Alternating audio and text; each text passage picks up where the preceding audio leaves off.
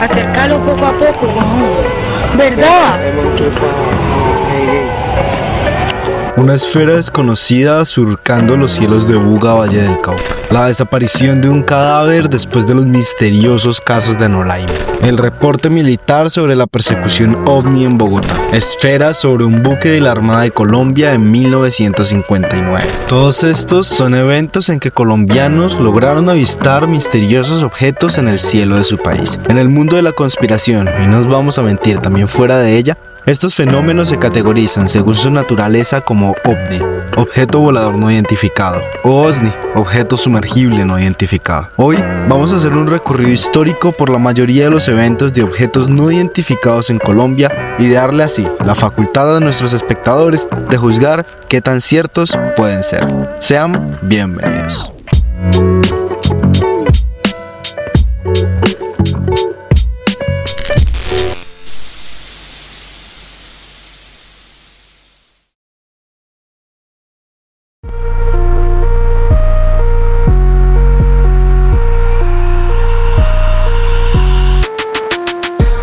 Uno de los mejores reportajes hechos sobre el fenómeno ovni en Colombia es el realizado por el diario El Tiempo. Sin embargo, uno de los casos no recogidos por ese medio en su excelente reportaje es el que les voy a narrar en este instante.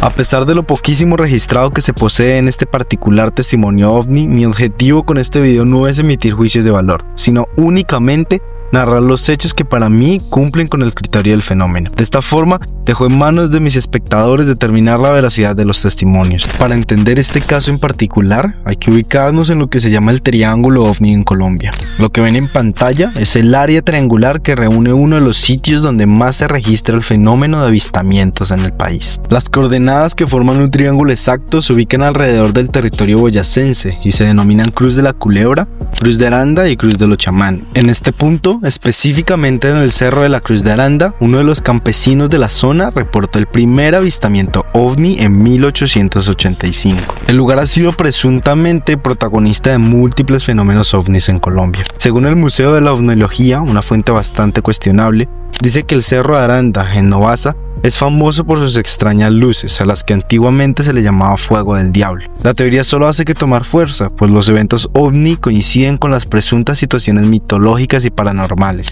lo que según las leyendas provocó que el padre José Agustín Aranda en el año 1885, el 3 de mayo, reflexionó con algunos de sus feligreses y optaron por la más práctica y real. En el Cerro de Tungón se erigió y entronizó para siempre la sagrada y venerada cruz. Como guardián celoso no deja acercar a esa criatura infernal, quedando como un evento inexplicable en aquella zona del país. ¿Tendrá el triángulo ovni en Colombia algún atractivo para seres de otro mundo? Eso queda en tu juicio.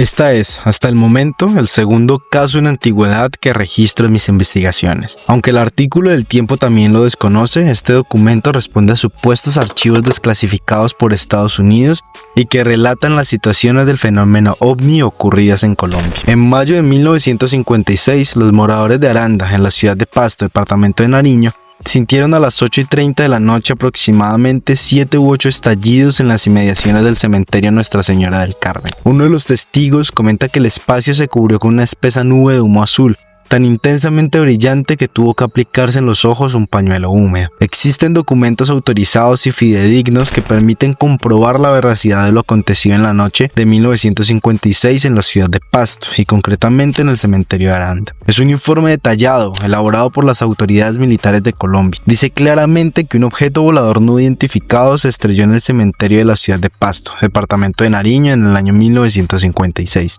Entonces, los restos fueron debidamente transportados y ocultados por el Servicio de Inteligencia de dicha nación. Dicho informe también expone que al poco tiempo arribaron equipos especiales de inteligencia de la Fuerza Aérea estadounidense para encargarse por completo del asunto, clasificando el archivo como Project 173. ¿Estamos acaso frente a un fidedigno encuentro del tercer tipo?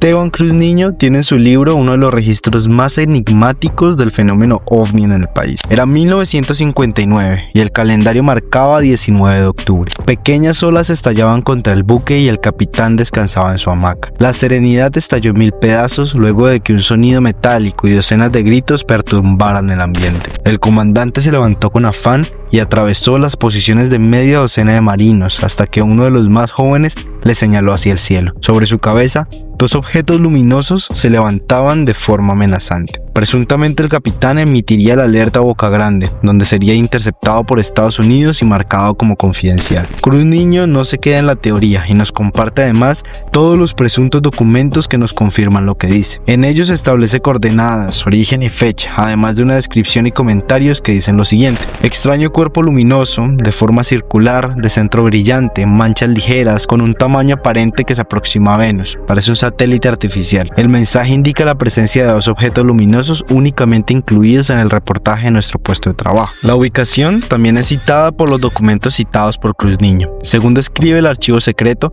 la embarcación de la Armada se encontraba situada a 10 grados, 8 minutos y 19 segundos de la latitud norte y 75 grados, 50 minutos y 6 segundos de la longitud oeste, lo que la ubica cerca de las Islas del Rosario y la costa de Barú. La misma descripción se replica en el informe desclasificado en 2015 que habla del asunto y que puede ver de fondo. El escritor también emite un juicio sobre si la explicación brindada por Estados Unidos, afirmando que es un satélite, pueda o no ser plausible. Aunque es posible que el ovni avistado en Colombia en 1959 haya sido un satélite, al confrontar las fechas y registros, esta teoría comienza a tambalear, pues para la fecha pocos satélites habían sido lanzados, siendo el primero el Sputnik 1 lanzado por la URSS en 1957 y siendo el segundo Alpha 1 en 1958. Queda en tus manos juzgar si lo dicho por Cruz Niño tiene o no validez, y te invito a cuestionar si Estados Unidos estaba al tanto de los eventos ovnis vividos por la Armada en 1959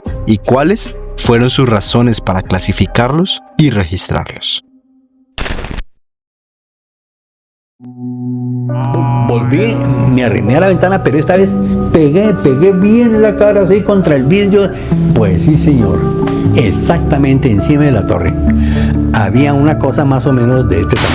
El reportaje del tiempo, que hemos definido como el más claro y completo de los medios, empieza de manera cronológica en el año 1964 con este avistamiento. Pues son varias entrevistas realizadas a distintas personas y expertos, entre ellas la de Eduardo Russi, antiguo operario de la torre de control. El video nos habla de su testimonio y cuenta cómo el entrevistado recibió 2 llamadas que lo alertaban sobre un objeto brillante sobre la torre de control. Después de intentar ver el objeto, logra avistarlo encima suyo. Eduardo Russi alerta al avión T-33 de las Fuerzas Armadas, con identificación 2072. La Fuerza Aérea se coordina entre FAC-272 y FAC-270 para perseguir el objeto que era descrito como más brillante que el Sol. Russi describe que en el instante en que alerta al FAC-272, el objeto comienza a ascender de manera vertical.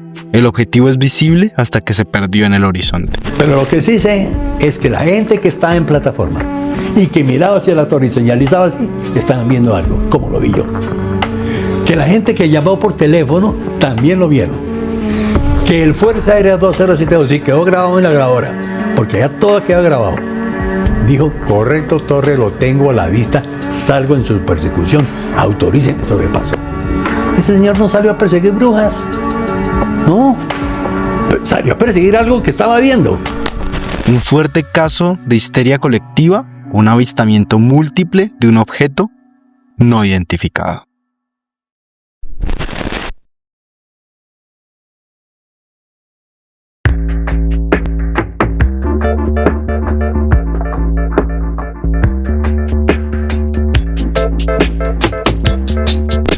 En el mismo libro de Esteban Cruz Niño se nos hace relato de otro evento ovni que ocurriría en Colombia. En este caso, ocurriría en el municipio de San Carlos. Eran las 10:35 de la noche cuando el encargado de operar el pequeño aeropuerto construido por el gobierno para facilitar el transporte de carga empezó a notar que había algo raro sobre el horizonte. Cruz Niño se enfoca principalmente en los documentos desclasificados en 2015 que nos hablan de los extraños sucesos del cielo ocurridos en esa noche de 1965. Por un total de 25 minutos el objeto sobrevoló la zona. Fue descrito como una figura globular que recordaba la luna, pero cuyo tamaño era mucho más pequeño y mantenía una luminosidad permanente, al tiempo que cambiaba de posición de forma constante. El caos capturó a las personas del equipo y en medio de ese ambiente se comunicaron con Bogotá, desde donde se ordenó a todos los aviones en el aire que reportasen cualquier objeto extraño, esperando que se tratara de una broma o de un fenómeno meteorológico de origen local. Por sorpresa de todos, una de las aeronaves entregó un reporte que no solo corroboraría el testimonio de los operadores, sino que ampliaría el misterio, pues el informe proporcionado por el piloto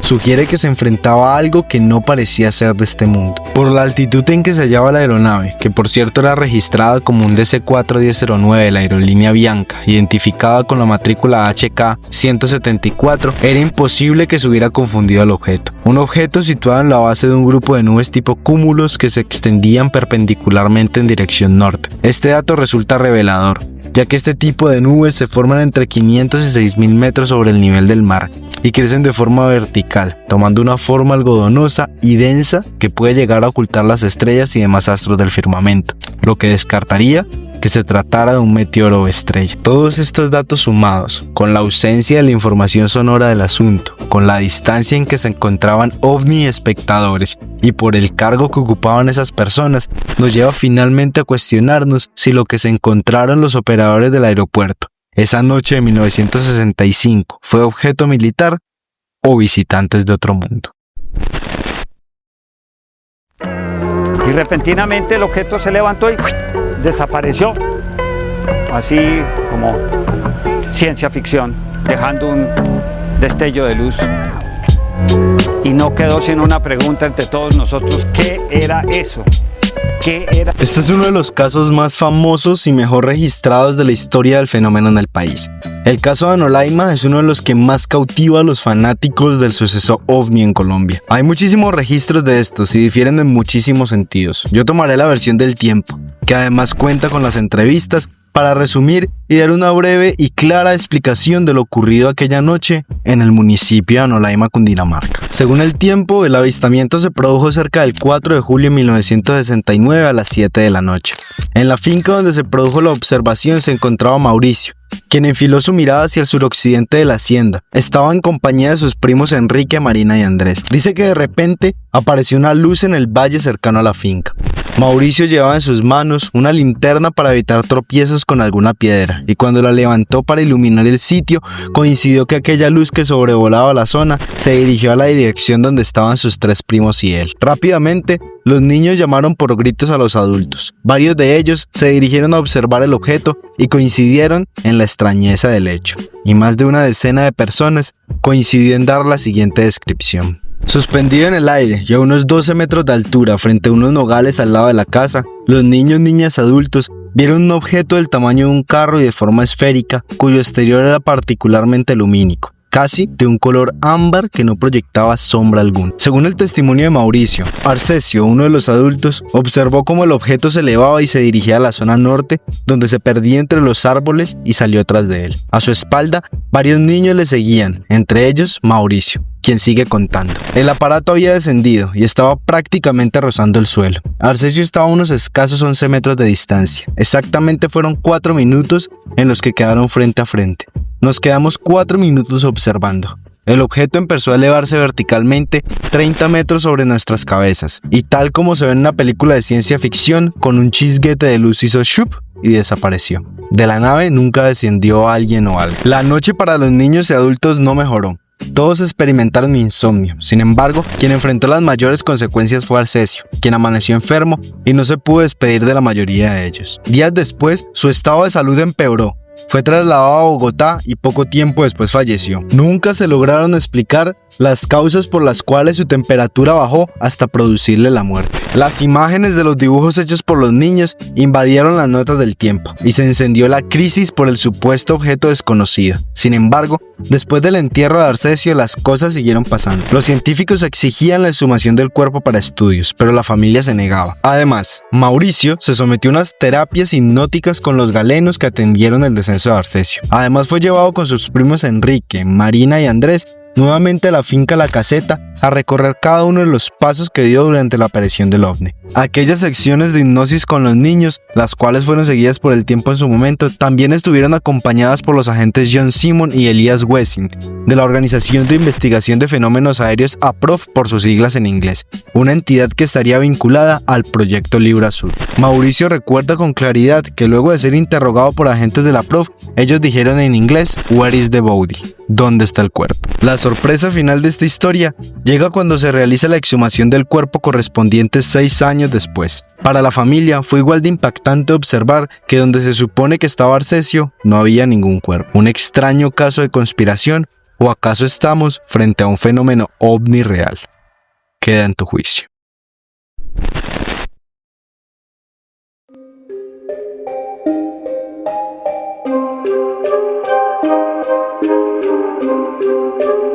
Este testimonio se debe tomar con pinzas. Es dudoso en todos los sentidos y a diferencia de las mayorías que hemos visto, este hasta el momento solo fue observado por 1 o 2 personas. La historia sigue a Enrique Castillo Rincón, un ingeniero costarricense quien arribó a Caracas, Venezuela, para la instalación de una red de telecomunicaciones. Llega a Colombia al comprometerse con Gloria Castro, pero las situaciones comienzan a ocurrir cuando una llamada de una mujer desde México solicitando el contacto urgente con el costarricense causó sorpresa en él. La mujer se presentó como Karenka y le dijo que viajara a Bogotá para poder conversar con él y transmitirle una información que sería de su interés. La extranjera le manifestó que era una contactada por seres extraterrestres. El contacto con esta mujer lo llevó a experimentar presuntas estancias del sueño. En una de ellas, observó unas proyecciones holográficas que al parecer le darían pista para el contacto. En una de sus meditaciones, Enrique presumió que unos seres le manifestaron ser de las Pléyades, como se conoce a uno de los cúmulos estelares más cercanos a la Tierra, y que lo esperaban el sábado 3 de noviembre de 1973. Se dirigió al lugar que él describe como una laguna sagrada al norte de Bogotá. Ahí, ya a las 8:25 de la noche, Enrique dijo que escuchó un ruido estruendoso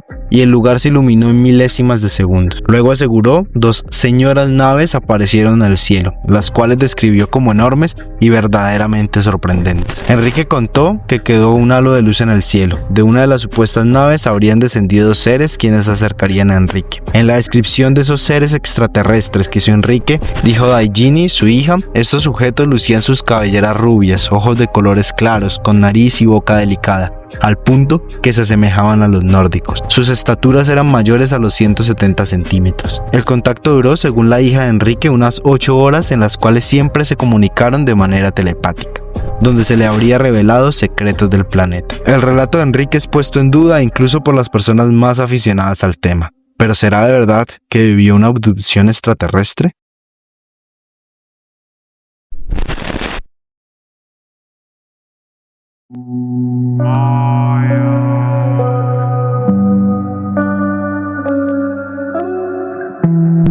Con el fin de la carrera espacial, el mundo vivía un enfriamiento de los fenómenos ovni, y de los pocos que nos encontramos, este es uno de los más interesantes. En marzo de 1984, El Tiempo relataría la situación que se vivió en diciembre de 1983 en San Juan de Aram. El protagonista de esta historia sería Carlos Guzmán, un personaje muy recordado en la industria de la tauromaquia colombiana. El cronista del Tiempo, Oscar Castañeda, cubrió el hecho en primera instancia, aunque yo lo leí de Crónica Quindío. Describe la situación a la que se enfrentó Carlos Guzmán, cuando avisó un destello en el firmamento y segundos después, una luminosidad fulgurante que se estrelló en la llanura, cerca de la carretera por donde transitaba. Era el atardecer del 13 de diciembre de 1983, por lo casual, una fecha de agüero y superstición. Al otro día buscó lo que había quedado del rollo candente, junto con otros residentes de la finca donde se había alojado. En realidad, no durmió, mientras su sueño fue reemplazado por múltiples suposiciones que pasaron por su mente alterada. Encontraron la extraña esfera al mediodía en un matorral,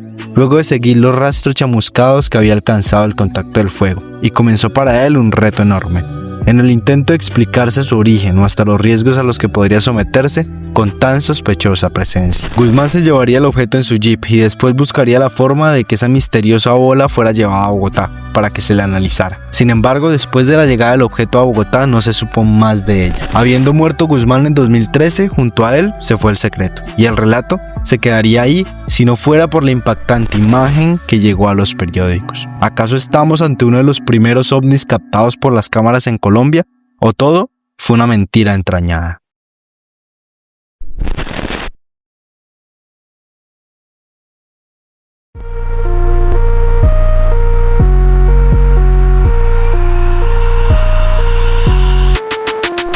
Sabillo, Cundinamarca, es considerado uno de los departamentos con más actividad de ovnis en todo el país. Este caso parece ser el que empieza toda la ebullición del fenómeno en esa zona. El tiempo registra. Luis Eberto Rodríguez, un campesino que cada mañana, sin falta, salía a ordeñar a sus vacas, desapareció. Al día siguiente, medios de todo el país registraron la aparición de un hombre, en ese entonces con 37 años, en Pitalito, Huila, que decía que había sido raptado por una nave espacial. Era Luis Eberto. La misteriosa aparición causa intriga en todos los medios. El viaje hasta Pitalito, Huila parecía solo tener explicaciones paranormales. En cuanto a las palabras del hombre, solo hacían que avivar la intriga conspirativa.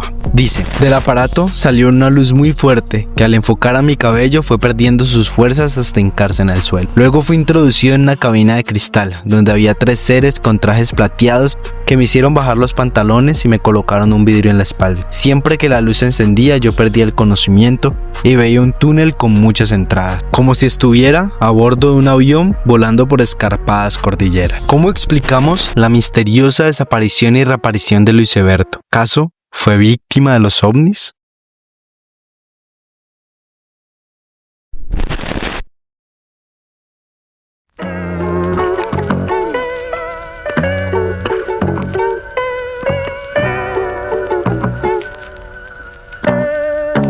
Una sola fuente, la verdad poco confiable, he registrado que cita este curioso evento. Y aunque no logré contrastarlo con otras fuentes más confiables, he decidido ponerlo en el video en afán de que de pronto alguno de ustedes consiga el video o información adicional que logre confirmar que esto fue un acontecimiento al menos registrado. Como fuera el asunto, la situación ocurre en el ya citado Triángulo OVNI de Colombia, que la misma fuente trata como uno de los sitios predilectos para el tránsito de estas extrañas naves. La situación del evento OVNI ocurriría presuntamente el 31 de diciembre de 2006, cuando un extraño objeto se posó en el firmamento nopsano, durante un periodo considerable de tiempo. Ya eran pasadas las 3 de la tarde cuando la aparición de ese elemento acaparó las miradas de muchos habitantes de la población. El objeto permanecería por momentos estático y luego giraba lentamente, hasta que después de aproximadamente 1 hora siguió su marcha de forma lenta, perdiéndose tras las montañas, atravesando el lugar comprendido entre el cerro de donde se encuentra la Cruz de Aranda y el sitio conocido como el Triángulo o el Bosque en las Lomas Novasanas. El camino profundamente detallado, las recurrentes apariciones en la zona y demás nos llevan a cuestionarnos cuáles son las características que hacen a este lugar propenso al fenómeno OVNI.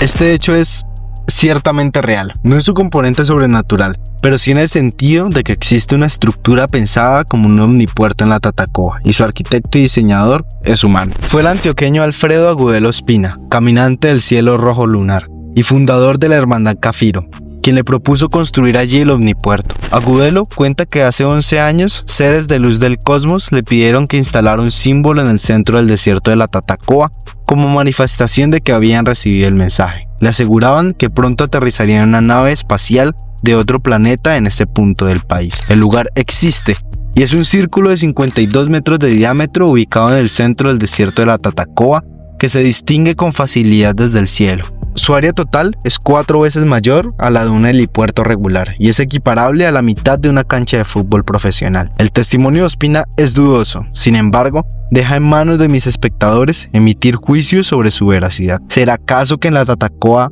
realmente se espera la visita de seres de otro mundo?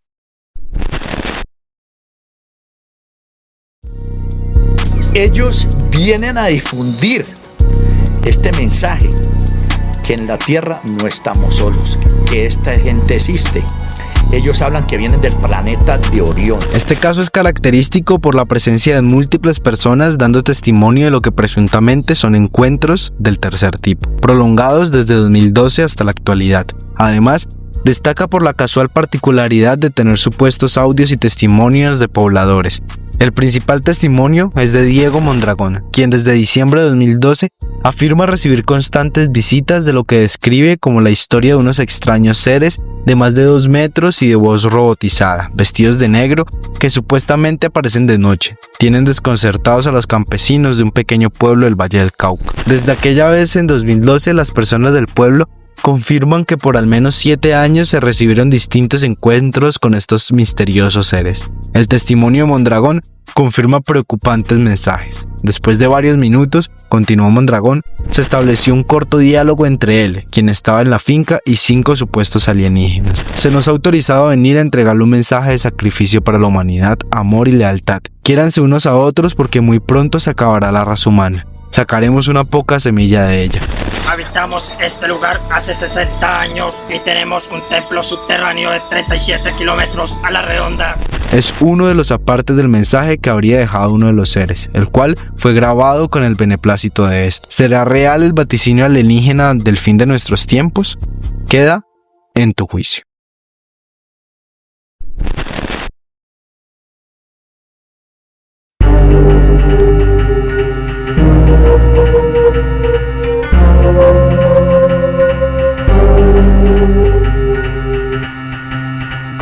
En medio del contexto de la pandemia, se hizo popular en redes de Colombia el video que están viendo de fondo. Ocurrió en medio de la noche de Halloween de ese mismo año. Los ovnis fueron captados en video. En uno de los videos se aprecia cómo van apareciendo de a uno, luego en filas y en grupos de luces que avanzan sobre algún barrio del departamento. ¿Qué será? ¿Una bomba atómica?, dice una mujer en el audio.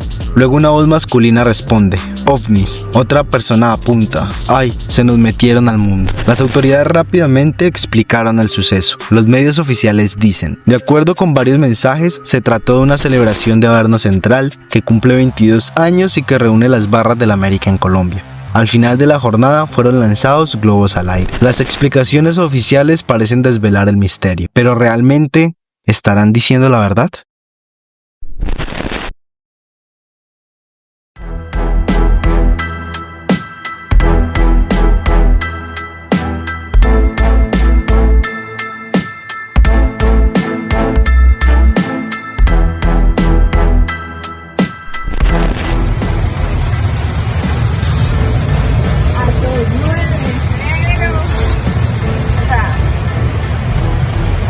El video que acaban de ver es una de las grabaciones del fenómeno ovni mejor captadas en Colombia. El caso ocurrió recientemente. En Infobae vemos el registro del caso en el que se usa el testimonio de Jorge Arteaga, un piloto que grabó el ovni durante un viaje el 12 de mayo del 2022 sobre el departamento de Antioquia y a la altura de San Jerónimo. Se desplazaba a bordo de un Cessna T-303 Crusader y estaba aproximándose a Medellín cuando vio el objeto. El testimonio del hombre es revelador. Sin embargo, no nos llega directamente de él, sino que de un ufólogo mexicano llamado Jaime Maussan, quien la verdad es una fuente muy poco confiable. Sin embargo, el relato dice así: el video auténtico fue grabado por mí a las 13 horas. Primero hubo un acercamiento con el objeto que estaba estático flotando en un punto específico entre Medellín y Santa Fe.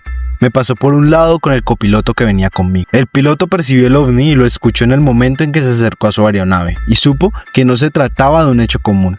El copiloto le dijo que era un gaje del oficio, pero Arteaga estaba convencido de que se trataba de una situación especial. El objeto se precipitó hacia ellos, y ese es el detalle que le permite a Arteaga afirmar que no se trataba ni de un dron ni de un globo. Él viajaba a unos 150 nudos, unos 300 km por hora, y al esquivarlo, la estela del avión lo habría tumbado o hecho correr del punto en donde se encontraba. Eso fue a 12.500 pies. La temperatura arriba es de 5 grados más o menos, y te soy sincero, un globo solar en ese punto no creo que llegue hasta allá, y un globo de helio, el helio es menos denso que el aire. Pero llegar a 12.500 pies, mira que no tiene tira, no tiene nada. Un globo de helio no, hasta allá arriba no. ¿Estamos acaso frente a un ovni de verdad captado en alta calidad?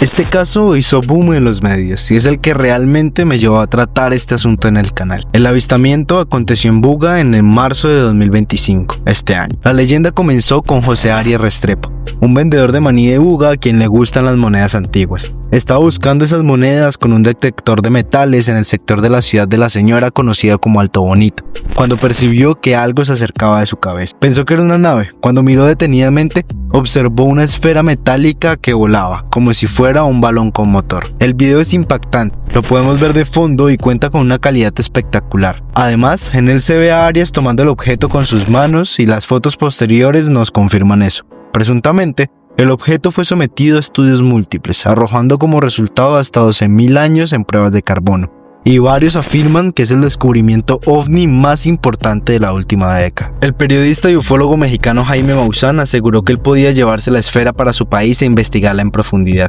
Si es acaso un objeto tan particular para la ciencia, ¿cómo es que Maussan pudo sacarlo? Además, el periodista lo expone casi al público. Sabemos, según algunos videos de creadores de contenido, que se encuentra en manos del ufólogo y se hacen estudios regulares. Los grabados metálicos, el video, los testimonios y los supuestos estudios son súper enigmáticos. ¿Estaremos acaso ante el primer ovni capturado en Colombia?